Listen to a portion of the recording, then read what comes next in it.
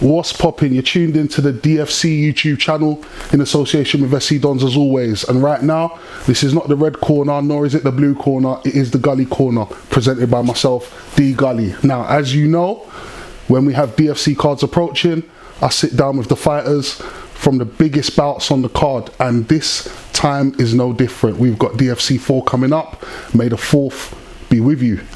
And today, I'm sat here with one half of the biggest fight of the night for the DFC light heavyweight title of the world. Ladies and gentlemen, Scott Reilly. Gully, thanks for having me. Nice to meet you, man. And you, brother. Thank you. So, first things first, did a bit of research, and I understand that you are a military man, or should I say an ex-military man? Yeah, I was. Yeah? How long did you spend in the military? 10 years.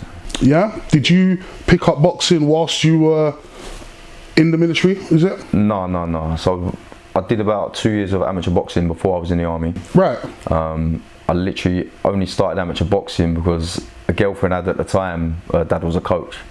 Oh, okay. Cool. And he was coaching at the club, and I thought, oh, let me just go down there and get involved. Yeah. And then I made some mates down there, and it just went from there. Had 4 amateur fights, and then I went to the army. And I played for the army football team instead of. I wasn't very good at boxing. Oh, okay. Were you more footballer? Yeah, I was a baller, man. If I was younger, I'd be playing for the Dons. Oh, that's what I was about to say. They got room for a couple of oldies. No. I'm too old. But yeah, so you finished up with the military, returned back to more, I guess, conventional life? Yeah. And then decided boxing was something which you would continue on with, sort of thing, yeah? It come around really last year, around October time. I just realised I hadn't done anything for a couple of years, sort of fitness-wise, whatever. I was in a place I didn't want to be. Okay. And yeah, I was like, I need to do something. So I spoke to Gibbo at Balling. Yep. I said, you got any shows coming up down there? And he said, yeah, speak to Gav at TUA or whatever. Yeah. So I said, all right, let me jump on. And I got a fight. I needed a fight at the time, just something to get me going. Yeah. So we done that show, and then I've been invited, luckily, to come on a Don show, which I'm delighted about. Listen, we're happy to have you. I happened to catch the footage of the fight with yourself and Pat Hill at Ball in Maidstone. Pat Hill's a DFC legend. Some say he's the GOAT of DFC. And I'm still shocked myself. Obviously, I knew very little about you, but you know, that looked pretty one-sided, man. You know, what were your thoughts off the back of that fight? Because he's the GOAT, man. I've always been very open-minded with things and very relaxed about things. Going into the fight, I knew it was going to be a hard fight, but I've always said I wouldn't want to fight anyone that's beneath my level. I would always want to fight someone above my level to make it worth doing. Sure. I'm not the best boxer out there, but I know enough about boxing to be able to approach a fight in the right way. And to be honest, the fight with Pat, you can kind of see from the footage, it was a bit of 2 ways how the fight could have gone. There was times he overwhelmed me a little bit. He's quick on his movement, he's coming in, coming under. He hit me with 4 or 5 good little shots, nothing too crazy. And when he did, I thought, he's heavy-handed. But then on the flip side of that, as you saw with the stoppage, the fight could have gone that way, as in when I started to move my feet and throw shots at range. So the fight was a 50-50 fight in the end, and luckily it's just one that I won. But he's a very, very good fighter, and I don't let anything go to my head, because I know on another night could have been me on the floor quite easily. And I've got a lot of respect for Pat. I mean, I did say to you off camera when I was watching it that he definitely was taking a few pops at you. Yeah. You know, and I'm not going to say it looked like you were in any distinct danger, but you know, it wasn't all one-way traffic, let's just say. No. One-way traffic. 100% not. I think when you look at boxing, you can't just come in and do boxing off the back of 8, 9, 10 weeks and expect to be at a certain place. Pat's been in around the fight game for a long time. Yeah, he has. He's been in the boxing gym for about 18 months before that fight. So he would have had countless rounds of sparring. He's probably had 8, 9, 10 fights, whatever he's had. So he's always going to be sharper, and as I say, there was always a chance he could overwhelm me, and I think you saw that in small phases in that fight. Luckily enough, I wasn't too much of a rabbit in headlights, but he was definitely very sharp, and he knew his range, he knew his timing. But going into the fight, I knew that if I fight the right fight and I can pull it off, someone like Pat Hill, just with the size difference and the style, he could be made for someone like me. So I always knew I had a chance. Again, on the flip side of that, he's a come forward, aggressive pressure fighter. Considering I ain't had a fight for so many years and I'd only literally done an 8-week camp, it's also a nightmare for me. Do you see what I'm saying? But no, listen, I'm just glad that we both got out of there safe. You know, we shared a beer after, which for me, that's what it's all about. Yeah, no, that's good. And you know what? Best wishes to Pat Hill. Like I said, DFC legend, yeah? I was going to say, in terms of your time when you were in the army, yeah, would you say that you know, developed more qualities like discipline, focus, strategy, you know, the sort of qualities that would help you as a fighter when getting in the right condition, getting in the right mental space, physically, whatnot? Like, do you attribute any of your time spent in the army as somewhere where you develop the sort of qualities that you're able to use now as a fighter to kind of help you strengthen and beat your best?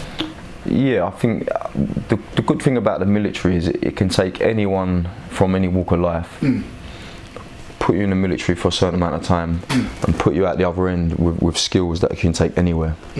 And certainly with the army helped me calm down, it helped me grow up to a degree. It still took me a long time to grow up during the army. I used to get in a lot of trouble when I was first there. That's for another show. Yeah. The Sergeant Major used to bounce me around, but yeah, it was what it is.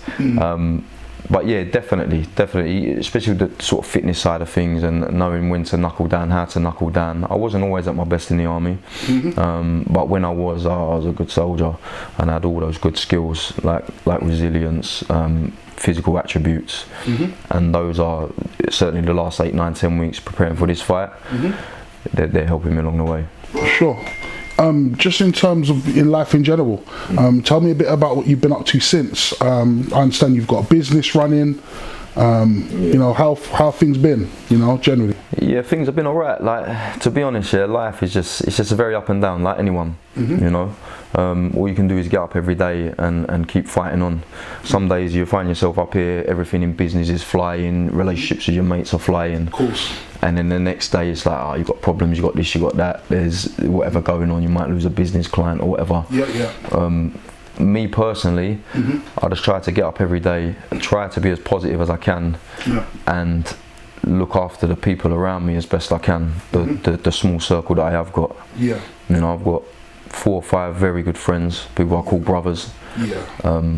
Obviously my 2 children who I really do care dearly about. Of course. And yeah, and just trying to look after them really and be a good guy. Yeah. I don't know about you, but I remember at one point in my life I had more friends than I could count. And then you realise as you get older and you know, you start to follow the path that's really meant for yourself. You know, you look around one day and you realise, you know what, it's more about the quality than the quantity. You know what I mean? Like, wouldn't you agree? Like, to have like four mates, but 4 that you can really count on, 4 or 5, as opposed to, you know, 100 who, you know, pretty sometime-ish, or you know how people can be sometimes, man. I just think I definitely agree with you about having a smaller circle, tighter circle, and just better friends. Yeah, that's how I try to do business now. Obviously I'm a little bit older now, a little bit wiser, but I definitely like to keep things smaller, keep it tighter, and people that you can really rely on. Facts. It's 2024, innit? Like, there's all sorts of craziness going on. I don't think social media's helped. No. But yeah, just everyone kind of, a lot of people are out for themselves these days. Even up to recently, people have offered to help me out with things, acting like they want to help me, even in terms of this fight. And then it's turned out that it's more of a thing for them. And I've ended up saying to them, like, thank you, but no thank you. And it is a shame. But it even seems like the smallest, easiest things should be able to accomplish together that you can't. That's why I just keep it very tight and very small.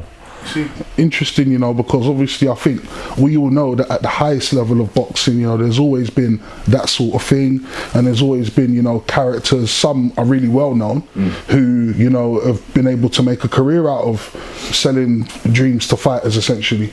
But it's interesting that even, you know, at all levels of the boxing game, you know, there's always going to be an opportunist or two, you know. So it's really fortunate that you're savvy enough, you know, to identify that and, you know, kind of just navigate around them. You know what I mean? Yeah, but I was going to say, on the night, you are up against K Dankwa. Do you have any thoughts on K? Have you managed to see any of K's work? Yeah, so obviously when I spoke to Flips, he said to me about fighting one take, potentially. Potential for that fight, and I said, let me have a little think about it, see where I want to go. Didn't know if I wanted to do any more fights. Sure.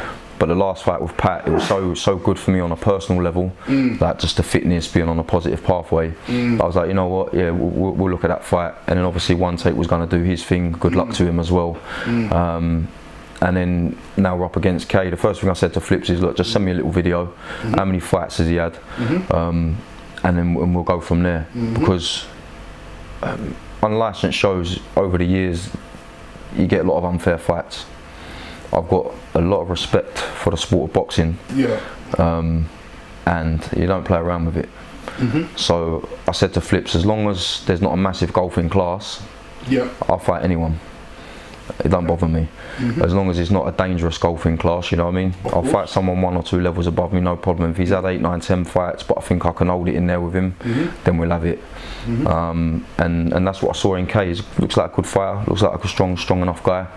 And I think you're in for a good fight on May the 4th. Cool. It's definitely a 50-50 fight. Fight can go either way. Alright. Especially at this weight. No one's small. 80 kilos from guys who know how to punch. You get clipped, you're going to get put away. For sure. So it's going to be exciting. For sure. I don't expect you to say on camera, but I'm just curious to know if you know, having seen him a bit, are there any particular aspects of his game where you've been able to look and see, like, okay, I get it, that's the punch that really he's working up to, that's the one that I'm really looking out for, or anything along those lines? Not particularly. I do exactly the same as I've done with the last fight with Pat. I'll look at a fighter, sit down with my coach and just approach the fight in the best way we can. I know how to beat K the same way I know how to beat Pat. Okay. But pulling it off, knowing and doing are 2 different things. Sure. So you can sit there and go, all right, we need to do X, Y, Z. When you're in there up against another man who's showing as much aggression as you and whatnot, and you're clashing, it does become difficult. It's not as easy as it seems. For sure. Anyone that's ever sparred before or has had a bout will know that. I know how to beat K Dankwa. On the night, I believe I will. Is that the prediction? Yeah. Fair play to you, man. Last but not least, you did touch on it just a while ago. Obviously, we had a DFC light heavyweight champion of the world. Some say he shocked the world. Definitely shocked the arena that night. You know, I was right there. Mr. One Take himself, you know. Obviously, you know, he took the belt on tour. It was all over social media. He was everywhere with it. You know, I was enjoying it. I was enjoying the One Take ride. And then I got the call from the executives, and I've heard that now, you know, One Take, he's relinquished the title. He says keep it warm. What are your thoughts on that? Assuming the fight goes the way you predict it will go, he says keep his belt warm for him. You know what? He's probably a real nice fella, do you know what I mean? He's probably playing up to the cameras a little bit, if not a lot. And it's his belt at the minute. Obviously he's relinquished it, but he's the holder. He's entitled to say and feel how he wants on the situation. But once I deal with K Dankwa, then we'll deal with him. Yeah.